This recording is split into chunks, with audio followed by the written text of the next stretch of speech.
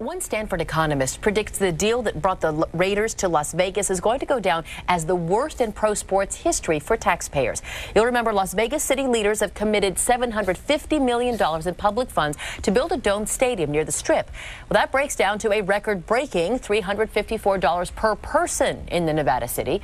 The cost has led a Stanford economist to tell the Business Insider it is the worst deal for a city he has ever seen. And with serious negotiations between Las Vegas and the Raiders really just beginning, we wanted to see what, if anything, could be a deal breaker. KTVU's Tom Vakar sat down with one of the nation's top sports economists for some answers.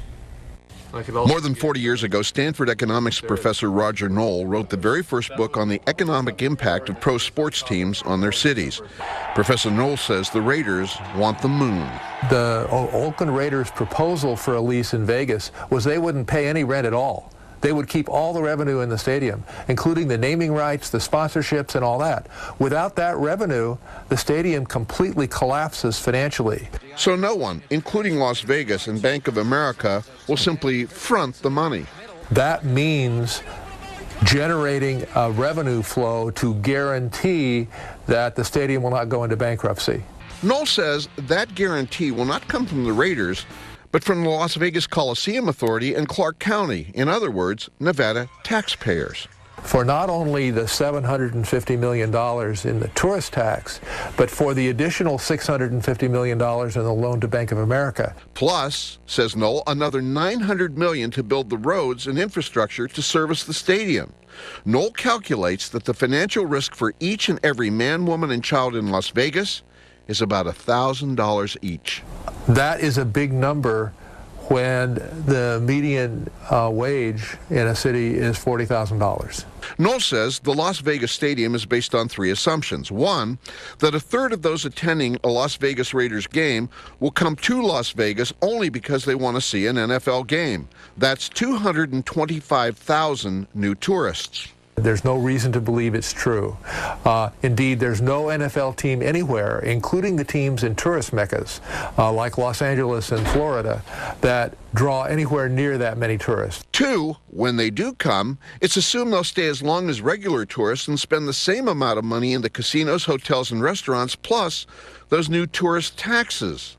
Third assumption, that another 225,000 new tourists will come for other special events at the stadium.